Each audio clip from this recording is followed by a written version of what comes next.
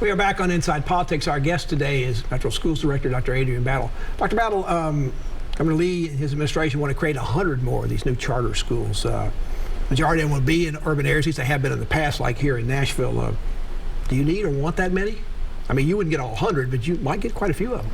No, I think we're not in a space of needing to add to our portfolio of charter schools. And in fact, our school board has been kind of managing and dealing with these conversations for years and advocating for the local control that's needed and the investment in our district-run schools. But there are also bills that he's supporting that would make it easier for groups to come in and put charter schools in Nashville, even if the school board says no, even if the school board says multiple times no. I mean, how do you fight that? Yeah, it's been a conversation and debate for many, many years. And so, fortunately for me, those are conversations that our Board of Education take on constantly. And what my responsibility is to share the data and the information with our board to most inform them around the true needs of our district, whether they be in the charter space or not. It appears to be a number of those charter schools, the new ones that are created under this law, would be under the Hillsdale College, a controversial college out of Michigan. They have some questions being raised about their curriculum, particularly how they teach things like the civil rights movement.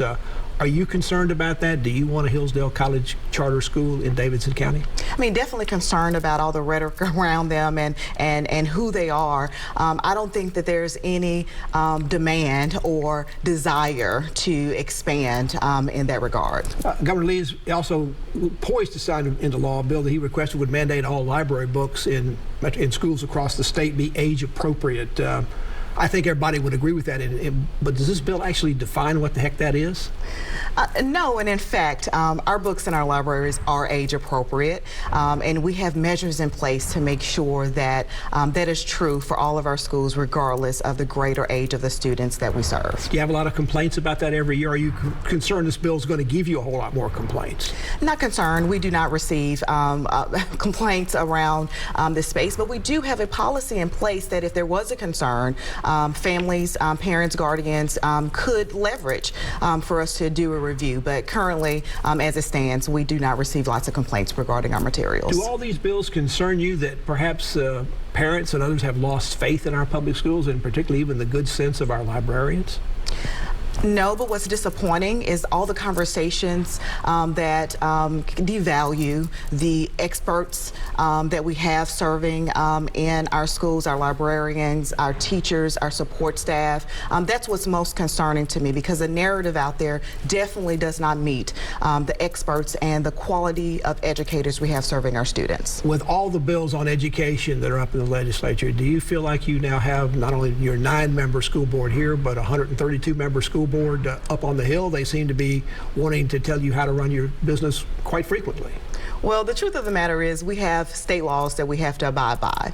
I am focused on serving the students and families of Metro Nashville Public Schools and working with my 9 school board members. Are you concerned that there's all this turmoil that we see? We had State Senator Amy Campbell up here just a couple of weeks ago. She says there's an organized ongoing assault against all public schools. Are you concerned that all this controversy is sort of a lingering impact of people being unhappy with the way the pandemic was handled, with the shutdowns, with remote learning, with the mask mandates, all those things? Are we sort of getting the backlash from that now? Well, Senator Campbell is definitely on target. What I'm concerned about is the rhetoric and all the bad actors, if you will, who've tried to make this a conversation and debate around public education. I think a lot of the conversations that are happening out there truly do not represent the quality of education that's happening in our schools and the content, for that matter, that our students are diving into daily. Concerning your own 9-member school board, 4 of those seats are up for election. I think the first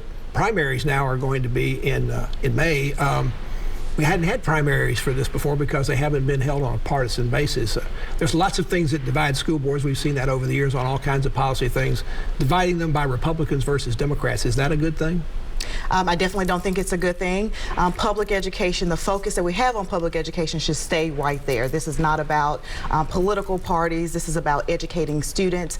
And, you know, I hope that we can keep the focus where it needs to be and not around political lines. You stayed away from supporting candidates in the past when they've run for the school board. Might that change if we get into these partisan elections?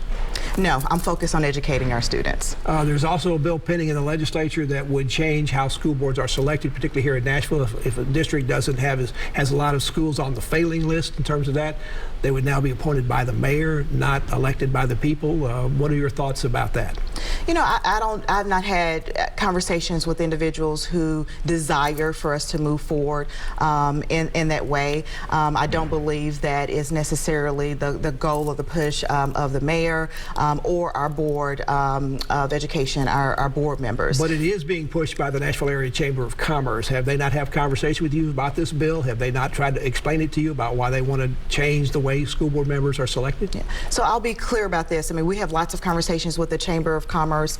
Lots of things we agree on. There are some things that we disagree on, and I think it's important that those who are representing our school system are representative of our school community. About 2 minutes left. In the wake of the increased awareness that we saw back during the pandemic about racial justice, there's been a focus on school boards across the country to perhaps go back and see if the names of schools are still appropriate. Are you going to have a study like that here in Nashville? It's interesting that you asked that question because right before the pandemic, our board was exploring some of those conversations. And once the pandemic hit, it was important for us to shift our focus on our students and being responsive to their needs. It would be like San Francisco where they did it during the pandemic and they had a backlash. That's correct. That's correct. And so we've got to be very intentional about those conversations and when they happen. But again, the last 2 years, the priority has been the safety, the health of our students and our staff, and educating them in the multiple forms that we've been in. This study, this will be done within, very quickly, this is going to be done internally, or are you going to bring your outside group to study it for you?